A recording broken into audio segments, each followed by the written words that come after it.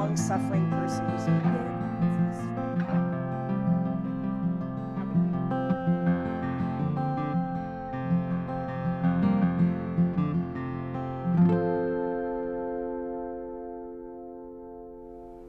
Hi everyone, I'm Suzette Martinez Standring and welcome to It's All Write with Suzette, where we talk about the craft of writing. And today we have celebrated mystery author Hallie Ephron. She's a New York Times best-selling novelist and a three times finalist for the Mary Higgins Clark Award. And today she's going to be talking about her new murder mystery that came out this month, March 2015, Night Night, Sleep Tight.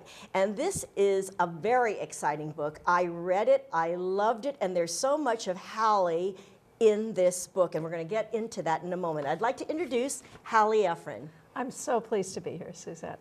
It is great. And so at the risk of giving away any spoilers, I'm going to ask you to explain what your new book, Night Night, Sleep Tight, is all about.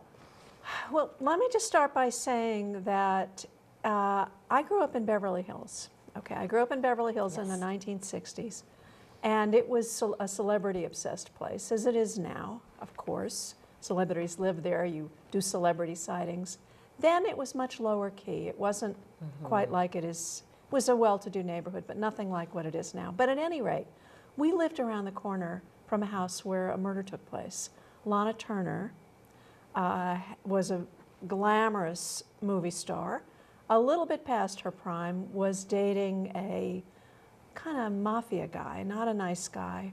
And one night they had a fight, and her daughter, 14-year-old Cheryl, came in and stabbed him to death. And it was a riveting news story. Johnny Stompanato has gone down as a name everyone in my generation remembers. Lana Turner, Johnny Stompanato. And we lived around the corner. And I used to walk by that house and look up at those windows and think, what could it have been like to be her? What could it have been like to go down to the kitchen and get that knife, creep back up, and do what she did? I thought she was heroic. And I thought, what if I were her friend? What if I was her best friend? And what if I was sleeping over at the house that night, the night that Johnny Stompanato was killed? And what's the real story behind it? And that was the beginning of this novel. So it grew out of, you know, being a kid and living around the corner from a famous murder. Now, my book is not about Lana Turner. It's not about Cheryl Crane. But it takes those feelings and those places as its starting point. You took the skeleton of that story and you added the meat of your own imagination to it to create Night Night, Sleep Tight. Now, you were 10 years old because she was 4 years older than you were. And you remember having those thoughts. Oh, absolutely. I mean, I don't know if she went to the same school I went to, but it just felt very personal. I mean, we got lots of newspapers in the house. My parents, I read everything, and there were pictures in the paper of her, of the murder scene. I vividly remember being just so interested in it and fascinated. So can you give a short description? We know that it's based on that skeleton, but of course it's different. So tell us, because I really don't want to give away any spoilers. It's hard to talk about because, at any rate, it opens in what's the present of the novel, which is 20 years after a murder. It's 1980-something, and the main character, whose name is Deirdre, is loosely based on me. She's living in San Diego. She comes home to help her father. He's a over-the-hill screenwriter. My dad was a screenwriter too, but my dad's really not quite the same as her dad in the book. She comes home thinking she's helping him get his house ready to go on the market. He needs to get out of there. The housing prices have gone up. His career is going down. And when she arrives, she finds him floating in his swimming pool, dead. And that's where the story begins. And at that point, you really, the whole movie star murder is something that hasn't even entered the story yet, and will when her best friend from childhood shows up, who was the person who killed her mother's boyfriend. And so we have two storylines, the one from the 60s and the one from the 80s, start moving forward. Well, with having worked with those two storylines, you know, with the in different time frames, I have to say the book reads so smoothly. At no time did I ever get lost. Good. I really felt it was exciting, it was interesting. I got very involved with the characters, and I feel that in your past books, you know, this, by the way, is the fourth of a standalone mystery books by Hallie. Her previous books are Never Tell a Lie, Come and Find Me, and There Was an Old Woman. And you have a terrific ability to capture place. Yeah. But of course, this is set in Beverly Hills, so it's much more personal. So can you tell us a little bit about what you drew from your background to create that sense of place? Yeah. Well, of course, I grew up there, Yes. and I do have a really good memory for details, for physical details, for geography, for place. I have a terrible memory for what people said. I have other friends who can tell you everything. I go to a party with my husband, and I can tell you what we ate, what was on the walls, what the furniture was, and what everyone was wearing. I cannot tell you who said what at all. So I have to compensate. When I write dialogue, it's harder for me. But creating a sense of place is something that just comes naturally to me. And I think that when you're writing, the whole thing about setting a scene is creating a believable sense of place. So not a huge laundry list of all the details, but the salient details. So the house in the book, and I always write about houses, you know Yes. that. Always houses. People say, where do you set your books? I would say, in a house. The house in the book is not the house I grew up in. I didn't think so. No, no. It's a less nice house, which means a little bit further south, because in Beverly Hills, it's all about north-south. Have you been there? Not really, no. Well, the more north you are, as long as you don't go over into the valley, the higher price the real estate generally. And then as you move south to Sunset, south to Wilshire, south to Santa Monica, below Santa Monica to Pico, it gets lower and lower and lower. So that's the socioeconomic strata.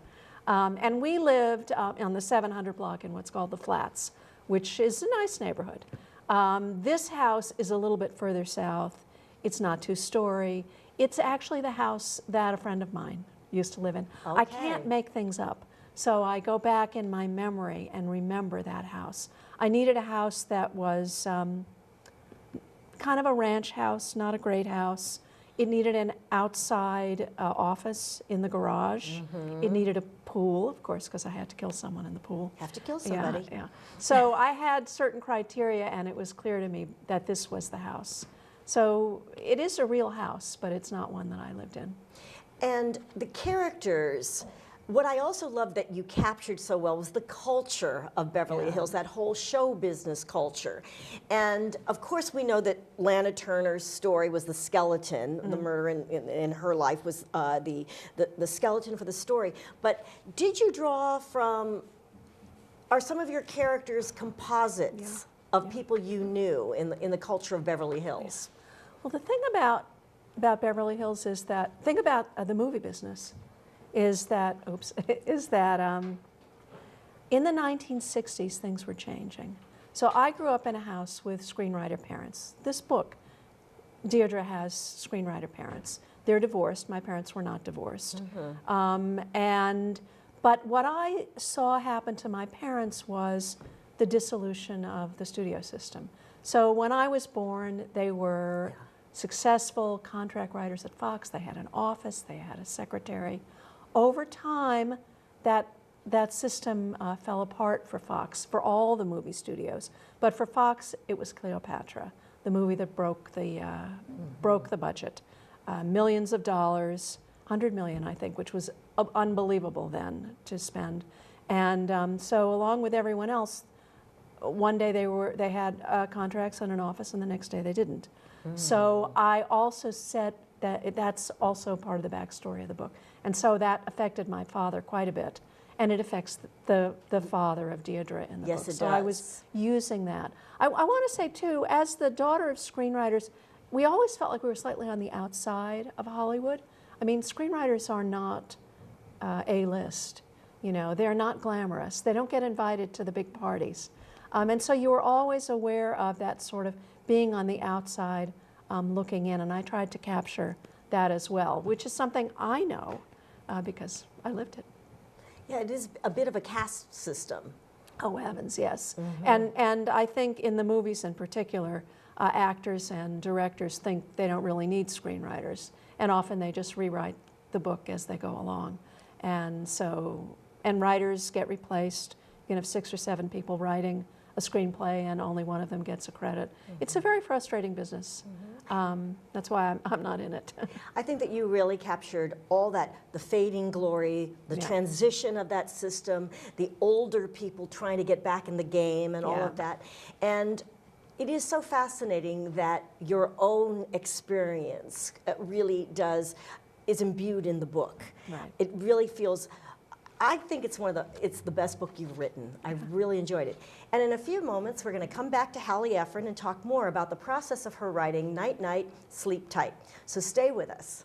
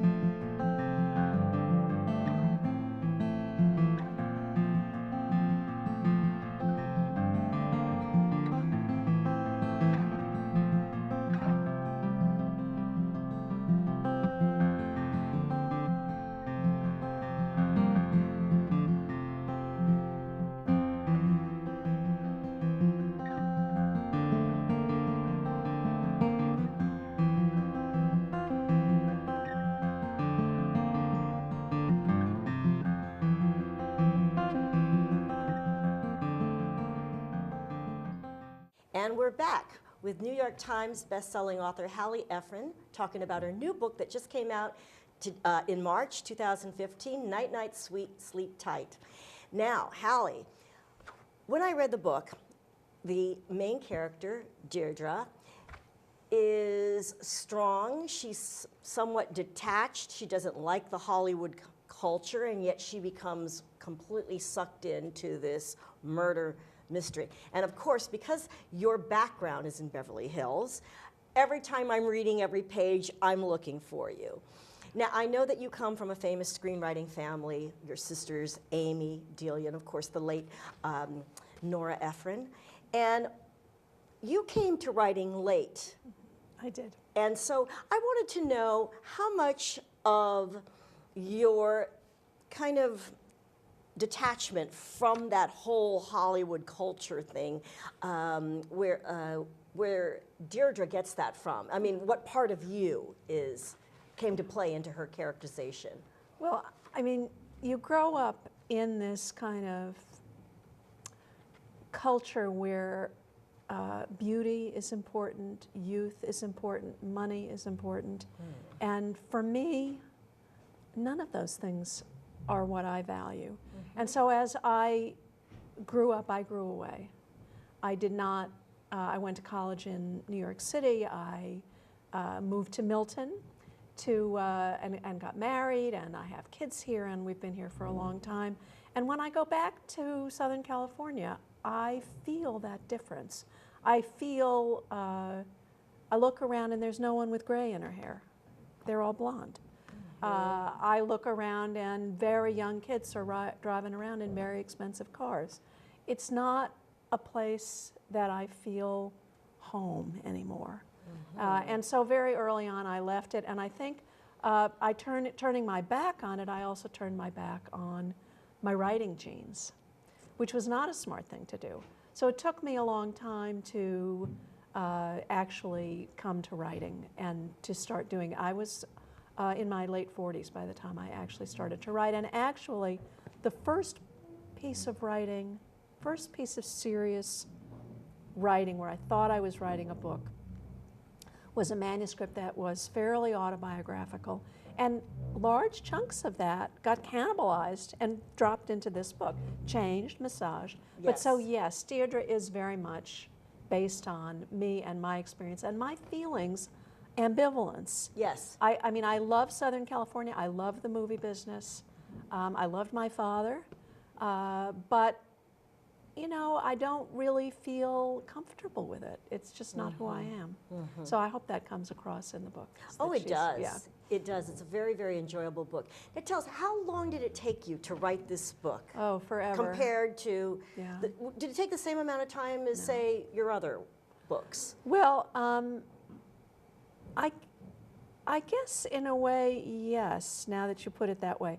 Before I wrote these standalones, I wrote a series of mystery novels, and those I could turn out in a year. These new books really seem to take me about 2 years. 2 years? 2 years, yeah. And a lot of it is that I start out and I don't know what I'm writing about. I just kind of, it's that, you know, take a leap and the net will appear kind of hope. I think Neil Gaiman said that. That was not my quote. But I love the idea, and I think for me as a writer, I don't get this idea for a novel, plot it out, write it. It's not like managing a project, which I love to do, by the way. I had a whole career in high tech, managing projects, very predictable. Yes. You could even tell when things were going to go awry. But with a book, you just start somewhere, and you know, so I knew I wanted to write about a girl whose best friend commits a murder and who was there at the time.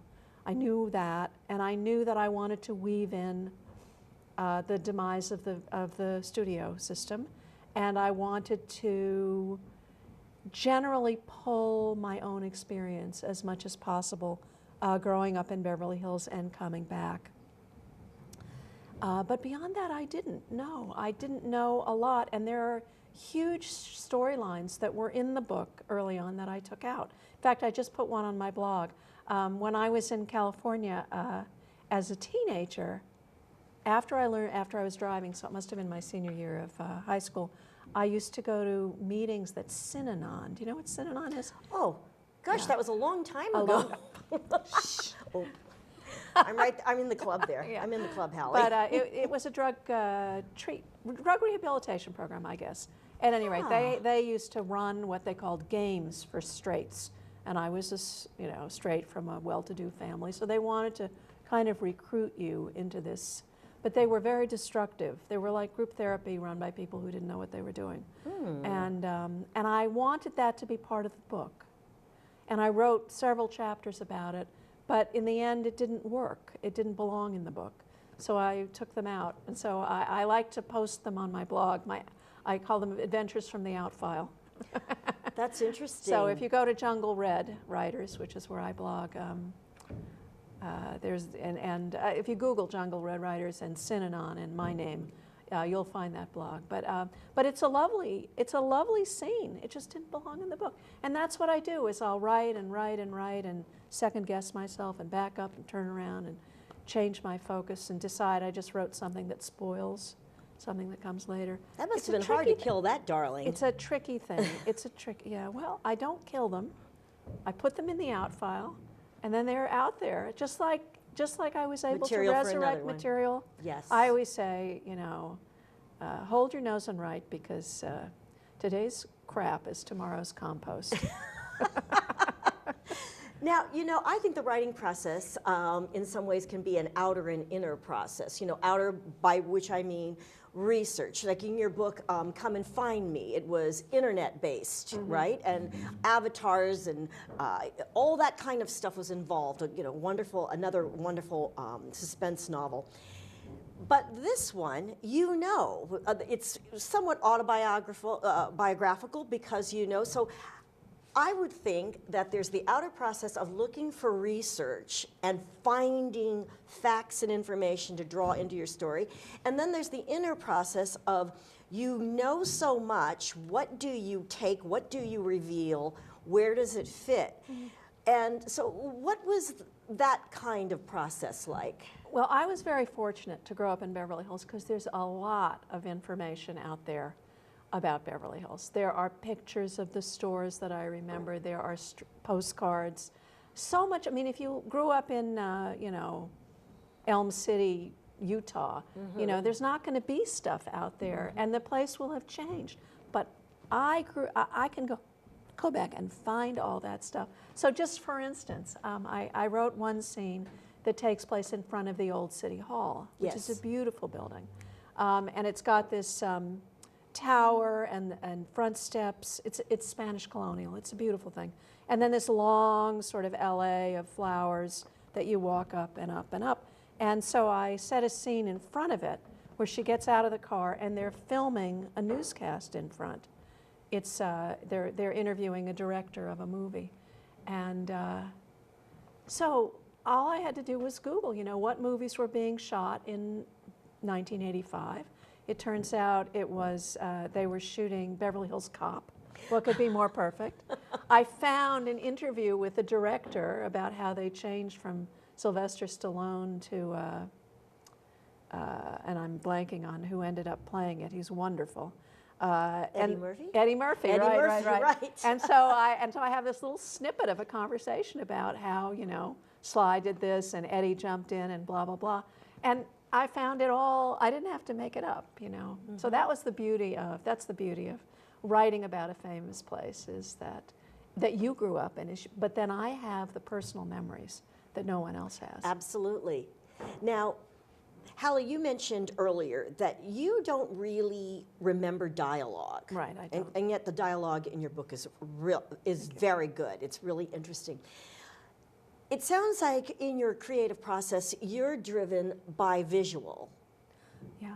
Because I know you did a lot of research, even when you had that book, was it Come Find, no, not Come Find Me, there was an old woman. That was set in the Bronx. I remember reading that. That was very good too. So do you feel that when you look at all these old pictures, that it sparks new directions in your plot lines? Does it it gives you ideas for things that you didn't think you would have. Like, what I'm specifically asking is, you're creating a plot line, and maybe you're not sure of what direction you're going to take. You look at a picture, and suddenly it inspires you. A picture might inspire me, but also a news article or you know, there's all kinds of stuff on YouTube, old video. There's a lot of stuff out there, and I just try to be open to it and let it. I'm a magpie. That's the bottom line. A magpie. Is a magpie, yeah. I can build the nest, but I'm going to go out there and pluck this from there and this from there and use it. Yeah. I love that. That's great. That I can process. Yeah. You know, because I think that it's always wonderful to talk to an accomplished author like you and find out what part of your process we could draw from and apply to our own work. Yeah. And I understand you're going to be speaking at the Milton Public Library on March 25th.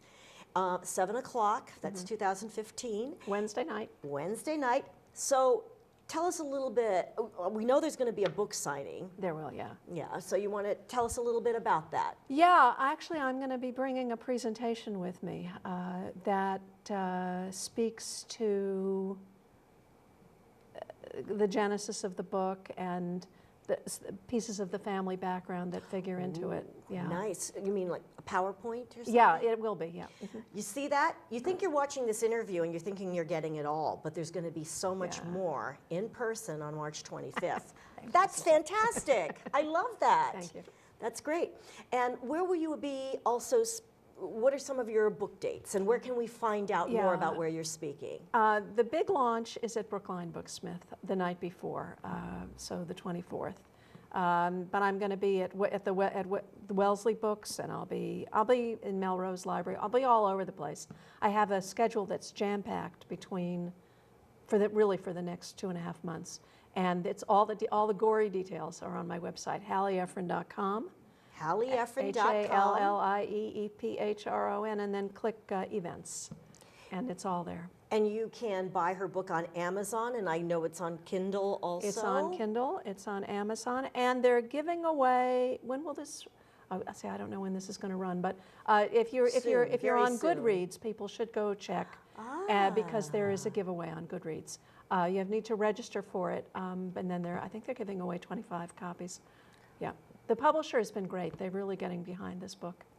And are you, not to take away from your current book, but are you in the process of writing something new? Are you percolating on another idea I am. that you might want to share? It's a mess. It is. It's an awful mess. I know I want to write about sleep and dreaming. Ooh. I know. Ooh. And dolls. Scary. Doll repair. Clowns and yeah, dolls. Yeah, but not, Not like that. But anyway, so I've interviewed a sleep researcher. I went to a doll hospital. I've got a lot of pieces. I have some characters.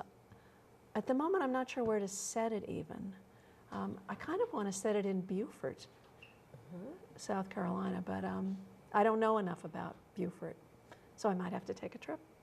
You are so creative and imaginative because your books are set in all They're kinds all of different places, and the ideas that you get are just amazing. So I would really want to encourage all of you to get out there and read Night Night Sleep Tight by Hallie Ephron. And I think it gives a wonderful insight into the author herself and draws from her Beverly Hills background, brings together murder and mystery. And by the way, I think you do an excellent job of creating a puzzle that makes me as the reader feel like, oh, I think I can figure this out. And then it reveals itself in a very profound, fascinating kind of way. That really gave me, when I looked backward, a whole new take on the book itself. So thank you for being with us today, Hallie. Thank you, and thank you for your kind words. Appreciate it.